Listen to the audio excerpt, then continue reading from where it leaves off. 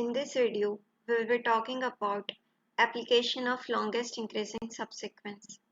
I highly recommend you that before jumping to this video, you must understand longest increasing subsequence. I had already discussed it in one of my video. So in this video, I will be discussing that how you can find that this problem is related to longest increasing subsequence and how you can implement it, right? So let's move towards this question. So this is a question of LeetCode, maximum length of pair chain, right? So let's understand कि अपन को question में क्या provided है. You are given an array of n pairs where pair of I equals to left I, right I, ठीक है, और जिसमें left I से बड़ा right I है, ठीक है.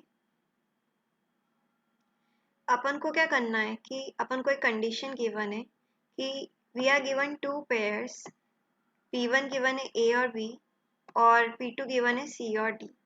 We are given condition that if B is less than C, तो अपन को एक ऐसी चेन बतानी है जो ये कंडीशन फॉलो कर रही है, जिसमें मेरा B जो है लेस देन C है और उसकी लेंथ रिटर्न करना है, ठीक है.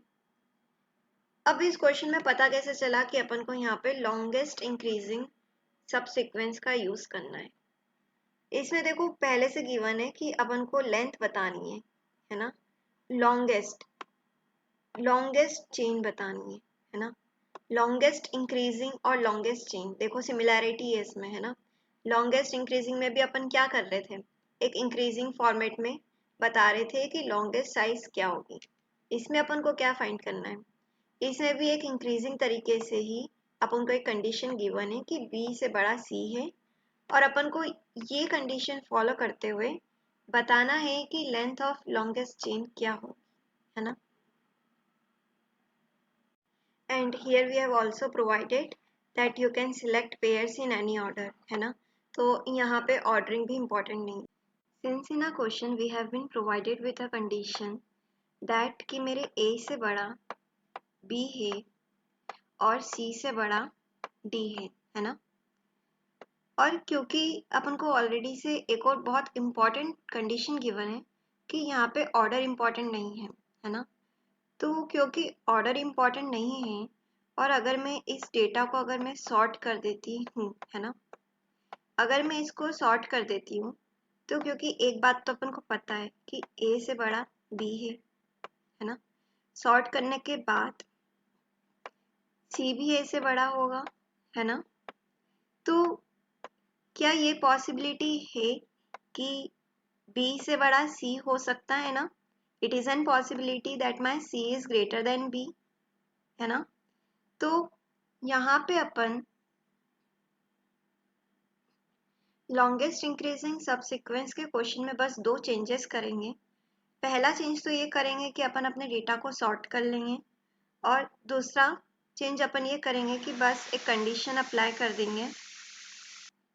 अगर मेरा C ग्रेटर देन B होगा तो अपन वहाँ पे लेंथ को ऐड करते जाएंगे. तो अब अपन एक बार लॉन्गेस्ट इंक्रीजिंग सबसीक्वेंस का कोड देखते हैं. तो अब अपन अगर यहाँ पे देखते हैं तो ये पूरा एक लॉन्गेस्ट इंक्रीजिंग सबसीक्वेंस का ही कोड है. अपन ने सबसे पहले एक वेक्टर बनाते थे जिसमें अपन 1 को इनिशियलाइज करते थे, है ना. फिर दो लूप्स चलाते थे अपन. एक को अपन इनिशियलाइज करते थे 1 से n तक और दूसरे को 0 से i तक. और फिर अपन देखते थे कि जो भी मैक्सिमम है या तो dp ऑफ i मैक्सिमम है या 1 प्लस dp ऑफ j, जो भी मैक्सिमम है उसको अपन स्टोर कर लेते थे, है ना. और फिर एट द एंड dp में ट्रेवर्स करके जो भी मैक्सिमम होता था उसको अपन आंसर में स्टोर करके रिटर्न कराते थे. So here the first condition that we were applying is कि सबसे पहले अपन सॉर्ट कर रहे थे डेटा को. तो यहाँ पे अपन बस एक कंडीशन लगाएंगे, सॉर्ट कर देंगे अपन पेयर्स को,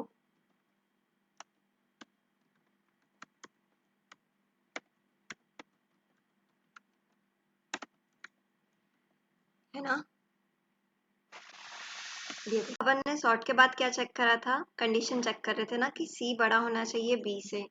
तो अपन क्या करेंगे, यहाँ पे दोनों लूप के बाद एक कंडीशन चेक लगा देंगे कि इफ